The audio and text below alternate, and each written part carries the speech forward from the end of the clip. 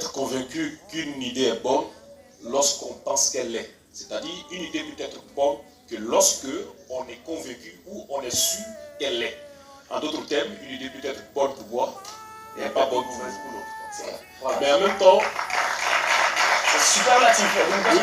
Bien sûr, en même temps, il faut faire la différence entre une idée et comme on appelle une opinion. Parce qu'une idée, c'est une représentation mentale de quelque chose, d'un être ou des relations entre ces choses ou ces êtres. Contrairement à une opinion qui est plutôt, je dirais, la posture que l'on a, c'est-à-dire la posture préconçue que l'on a sur cette idée. Donc voici un peu la différence. Oui, si, bien sûr. Merci pour la nuance qui est faite sur la question. Alors en même temps aussi, sur quoi certains se font-ils pour dire, pour être convaincus de leur idée, dire qu'elle est bonne? Qu'est-ce qu'ils font justement ce principe?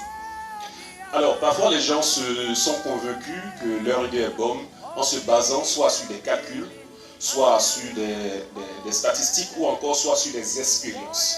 Mais là aussi l'erreur qu'il ne faut pas faire, c'est que nul n'a la science infuse. C'est-à-dire personne ne peut prétendre tout savoir sur tout. C'est pourquoi en toute chose il faut nécessairement une petite dose quand même de sagesse et d'humilité pour pouvoir donc affronter les choses. Affronter les choses, d'accord, c'est bien noté. Alors, ils ont raison finalement, ou faut-il justement se référer aux autres parfois? Même quand on estime que son idée est bonne, c'est bon d'en parler, ou c'est un problème, il faut rester figé sur sa manière de voir. Alors, même quand on pense que son idée est bonne, il est toujours intéressant d'écouter les autres. Parce que quand on écoute les autres, ça nous permet de polir nos idées. Pourquoi polir nos idées? Voilà, écouter sans prendre en compte. Oui, bien sûr, écouter et prendre en compte pour pouvoir mieux polir nos idées. Pourquoi? Simplement parce que je dirais que écouter l'autre, c'est essayer d'être attentif au moi qui n'est pas moi. Or, le moi qui n'est pas moi me permet de comprendre, de percevoir les autres regards qui ne sont pas forcément les miens. Et ce qui est très important. Donc voici un peu... D'accord, d'accord, d'accord. Et quand on tient compte de la vie des autres, ça ne marche pas par contre. On ne pas. Oui, justement, quand on tient compte de la vie des autres, ça ne marche pas toujours, malheureusement.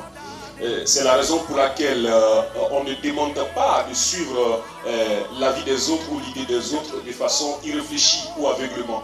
Mais il faut toujours prendre en compte la vie des autres, mais en sachant soi-même où tu veux aller. Parce que quand tu sais où tu veux aller, tu écoutes la vie des autres, tu prends note, mais tu sais qu'est-ce qu'il faut prendre dedans pour pouvoir avancer. Parce qu'avant tout, il faut soi-même avoir confiance en soi-même. C'est-à-dire qu'il faut que tu aies confiance en toi-même. Mais la question que j'avais posée, ceux qui prennent trop la vie des autres, est-ce que c'est pas parce qu'il y a un manque de confiance en soi?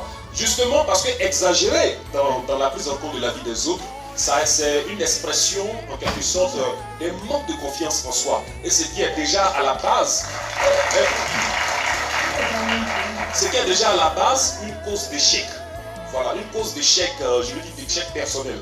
Donc, il faut se faire confiance, savoir où on va, et ensuite écouter les autres pour pouvoir mieux polir ce qu'on a à faire ou mieux polir nos idées. Parce que polir nos idées, ça nous permet de prendre des décisions et ça nous permet de régler le problème d'adaptabilité de nos idées dans l'environnement où on se trouve. Mais voilà, bien noté, merci d'applaudir très fort. Notre expert, M. Niamey, pour un concours, merci bien. Et vous allez m'aider à dire merci à nos invités. Applaudissements pour notre ami Arthur Arnold. Merci bien. Et merci également.